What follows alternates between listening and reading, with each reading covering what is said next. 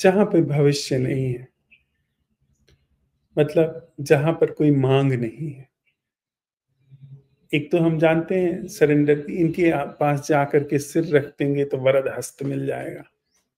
फिर निष्कंटक राज्य करेंगे, फिर किसी का डर नहीं। एक सरेंडर वो है। कभी किसी प्रभुता संपन्न व्यक्ति के सामने, कि कभी दृश्य के सामने, कभी अदृश्य के सामने, कभी जो दिखाई पड़ता है उसके सामने हम सरेंडर कर देते हैं, पर उम्मीद रहती है कि यहाँ सरेंडर करने से हम आश्वस्त हो जाएंगे।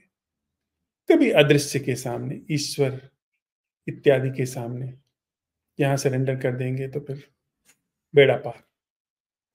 ये सरेंडर नहीं है, ये जरा व्यापार है। सरेंडर वहां पर सहज रूप से जगह ले सकता है जब हम समझते हैं कि हम नाकाफी हैं, हम अपनी सीमा समझते हैं, अपनी सामर्थ्य को आंक लेते हैं, अपनी बनावट को पहचान लेते हैं कि हम जीवन नहीं है, जीवन पर हम हैं। हम जीवन को चला नहीं रहे हैं, जीवन हमसे खेल रहा है, हमको चला रहा है। इस समझ के साथ जो जगह लेता है वो सरेंडर। वही नहीं कि आप दास दास दास, हम तो दास हैं, या कवायद एकदम जाकर के माथा टेक देना, एकदम दंडवत पड़ जाना, हाथ जोड़ करके खड़े रहना, ऐसे विनम्र होकर के, वो सब राजनीति हो सकती है।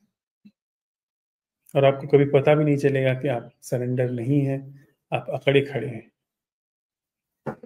भजन गा लेना, गीत गा लेना, जरूरी नहीं कि वो सरेंडर हो।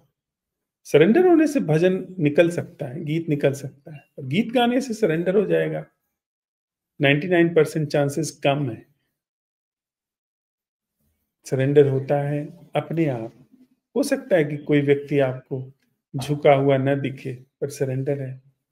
कृष्णमूर्ति तो नहीं दिखाई पड़ते किसी मंदिर में झुके हुए, तो उनसे ज्यादा कौन आपको अहम शून्य मिलेगा